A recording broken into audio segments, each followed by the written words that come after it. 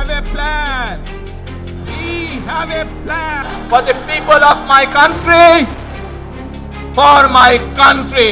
দীর্ঘ ১৭ বছর পর দেশে ফিরে আসা বিএনপির ভারপ্রাপ্ত চেয়ারম্যান তারেক রহমানকে স্বাগত জানিয়েছেন জাতীয় নাগরিক পার্টি এনসিপি আহ্বায়ক নাহিদ ইসলাম, সদস্য সচিব আক্তার হোসেন, মুখ্য সংগঠক হাসনাত আবদুল্লাহ ও সার্জিস আলম।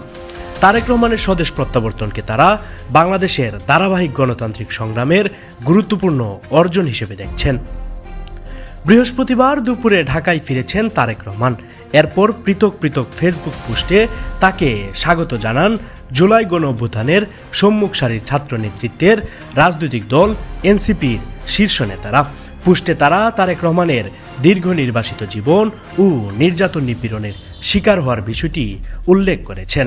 বিকেলে এক ফেসবুক পোস্টে এনসিপির আহ্বায়ক নাহিদ ইসলাম লিখেছেন, তারেক রহমানকে স্বদেশে স্বাগত জানাই। দেশের গণতান্ত্রিক ভবিষ্যৎ বিনির্মাণে তার অংশগ্রহণ ফলপ্রসূ হোক। নাহিদ লেখেন, দীর্ঘ ১৭ বছর পর দেশে ফিরেছেন জনাব তারেক রহমান। একজন বাংলাদেশি নাগরিক ও রাজনৈতিক নেতার নিজ ভূমিতে ফেরার এই অধিকারটি পুনরুদ্ধার হওয়া আমাদের গণতান্ত্রিক লড়াইয়েরই একটি ইতিবাচক প্রতিফলন। তারেক রহমান এবং তার পরিবার রাজনৈতিক ভিন্নমতের কারণে রাষ্ট্রীয় নির্যাতনের শিকার হয়েছিলেন এবং তাকে দীর্ঘ সময় নির্বাসিত থাকতে হয়েছে। হাজারো শহীদের রক্তদানের মধ্য দিয়ে গণ অভ্যুত্থানের ফলে এমন প্রেক্ষাপট তৈরি হয়েছে যেখানে তিনিও তার পরিবার দেশে ফিরে আসতে পেরেছেন।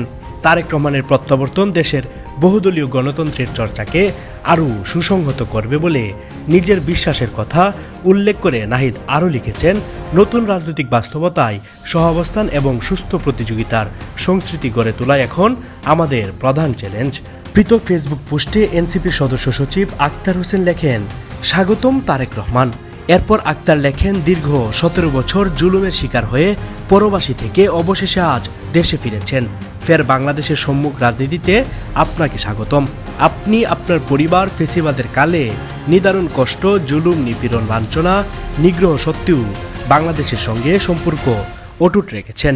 একজন রাজনীতিবিদ হিসেবে এটা গর্বের, সম্মানের। আজকের এই প্রত্যাবর্তনের কারিগর জুলাইয়ের শহীদেরা। একথা উল্লেখ করে আক্তার হোসেন লিখেছেন, আমাদের সেই শহীদেরা নতুন বাংলাদেশের আকাঙ্ক্ষায় জীবন দিয়েছেন। নতুন এক প্রেক্ষাপটে বাংলাদেশে আপনার আজকের প্রত্যাবর্তন। প্রত্যাশা করি জুলাইয়ের সেই কাঙ্ক্ষিত নতুন দেশ, নতুন রাজনীতি আর নতুন স্বপ্নের সঙ্গে তাল মিলিয়ে আপনার পরবর্তী পদক্ষেপ পরিচালিত হবে নতুন শপথ পূরণের পথে। শুভকামনা।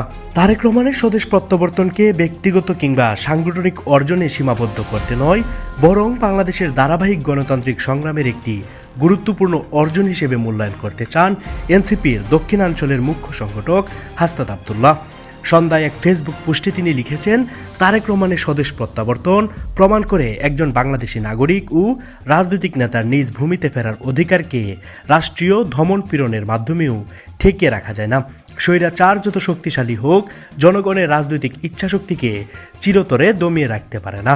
হাসনাত আবদুল্লাহ লিখেছেন, স্বদেশে প্রত্যাবর্তনকারী জনাব তারেক রহমানকে স্বাগত জানাই।